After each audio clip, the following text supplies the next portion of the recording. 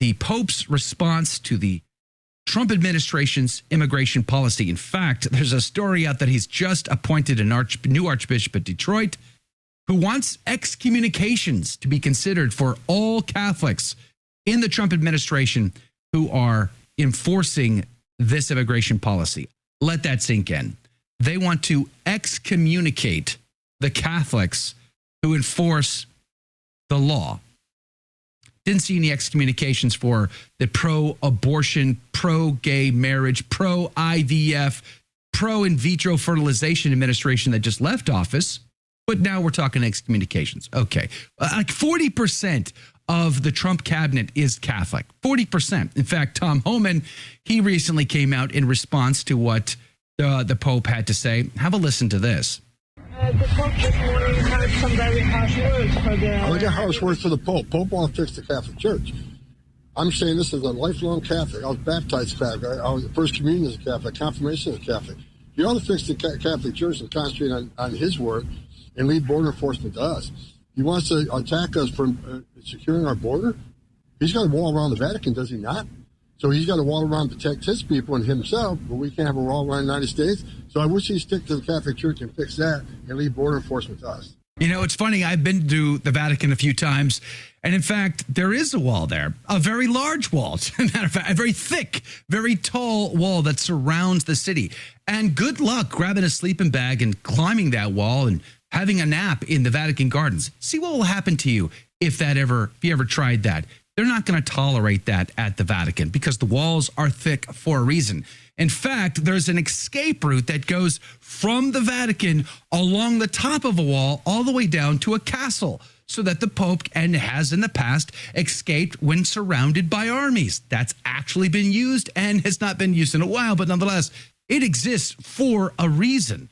But somehow, some way, those Catholics in the Trump administration are not allowed to enforce this, or else they face canonical penalties. Well, before I read parts of the letter from Pope Francis that he's issued to you, I would like to play one more time the commentary from JD Vance in the Fox News segment, which I'm going to link to, of course. Have a listen to this. But there's this old school, and I think it's a very Christian concept, by the way, that you love your family, and then you love your neighbor, and then you love your community, and then you love your fellow citizens in your own country, and then after that, you can focus and prioritize the rest of the world. A lot of the far left has completely inverted that. They seem to hate the citizens of their own country and care more about people outside their own borders. That is no way to run a society. Totally agree. I think that's common sense. That makes natural law, obviously common sense in the land. And I don't know why we would have problems with that. If I neglected my children to go feed homeless, starving kids some other place, I would be doing a good for those kids some other place, but I would be doing an injustice. I would lack charity for my own children. So you have to prioritize. It's just like triage, right? When I was in the Marine Corps and we went to Marine Combat School, we were given CPR training for combat situations. If a soldier gets shot in the chest and while falling to the earth happens to break his arm, you don't start by mending the broken arm. You deal with the sucking chest wound that might take his life if you don't act incredibly quickly. It's just common sense. You deal with the most serious issues first, and then you get to the others. The others aren't, not important. They are. You have to set that broken arm. You have to make sure that it can mend properly so he can go on to fight another day. But it's not the biggest and most important issue. So we must set first things first. It seems like JD Vance understands this, but let's have a look at this letter that came from the Vatican yesterday that seems to say something else from His Holiness Pope Francis. It says, "Dear brothers in the episcopate, I'm writing today to address a few words to you in these delicate moments that you are living as pastors of the people of God who walk together in the United States." Now, I'm not going to read this entire letter to you. It's not even that long. I am going to link to it at thestationofthecross.com/ACT in the show notes today.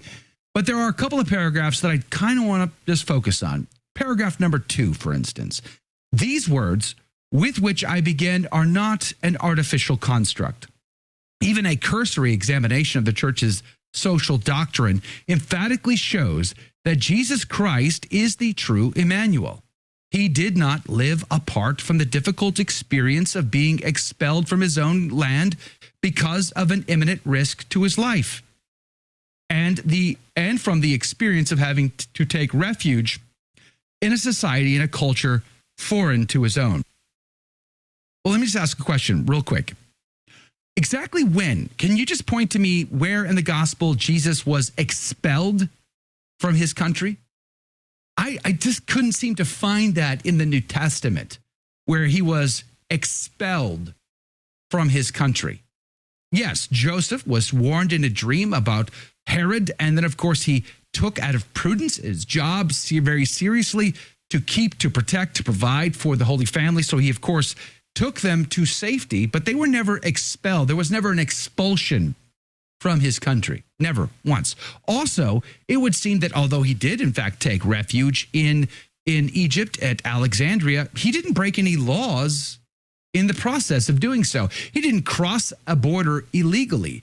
There was, in fact, a large Jewish community in Alexandria. It is in Alexandria that we get the Septuagint version of the Bible, in fact, the Old Testament, which is the Greek version, which is why the Latin Vulgate that I have and the Douay Rheims, which is based on the Latin Vulgate was based on the Septuagint. The Septuagint includes all of the Old Testament books, not some of them, as your Protestant brothers and sisters have now deleted, excluded, and ignored. The Septuagint has all of them. But nonetheless, I digress. He didn't break any laws to go to Alexandria. He went there legally. At no time was he an illegal immigrant. But anyway, it goes on. The Son of God, in becoming man, also chose to live the drama of immigration. I like to recall, among other things, the words with which Pope Pius XII began his apostolic constitution on the care of migrants, which is considered the Magna Carta of the church's thinking. And he goes on to quote that. But I want to skip to paragraph 4. I have followed closely the major crisis that is taking place in the United States with the initiation of a program of mass deportations. The rightly formed conscience cannot fail to make a critical judgment and express its disagreement with any measure that tacitly or explicitly identifies the illegal status of some immigrants with criminality. If they came here, if the law says you can't just cross our border without checking in with Customs and Border Protection first, and you ignore that and do it anyway, you have actually broken the law. That is a crime. Therefore, the criminality with your immigration status is legit. But nonetheless, I guess we're not allowed to focus on those details. It goes on. At the same time, one must recognize the right of a nation to defend itself and keep communities safe from those who have committed violent or serious crimes while in the country or prior to arrival. All right, I like that. Praise be to God. It goes on.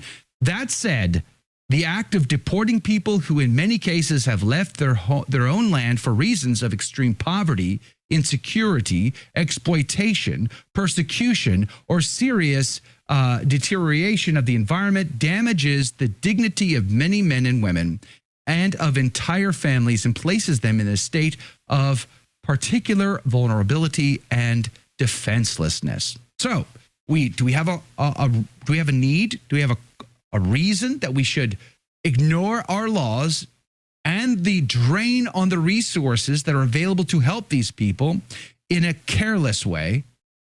Or should we have order so that we can be in a position to more successfully care for these people while not ignoring our own needs? It's like on the airplane, when the plane is descending at 10,000 feet a second and they drop those masks, you are told to put yours on first and then help the person next to you. Because if you pass out, you can't help anybody. Seems like a common sense principle. Well, last night, Dr. Taylor Marshall addressed this. I want to play just this clip of him reading from the Catechism on this. Have a listen. Here is what the Catechism of the Catholic Church says. Quote, political authorities, for the sake of the common good for which they are responsible, may make the exercise of the right to immigrate subject to various juridical conditions, especially with regard to the immigrant's duties towards their country of adoption. Immigrants are obliged to respect with gratitude the material and spiritual heritage of the country that receives them, to obey its laws, and to assist in carrying civic burdens, end quote, paragraph 2241. Paragraph 2241.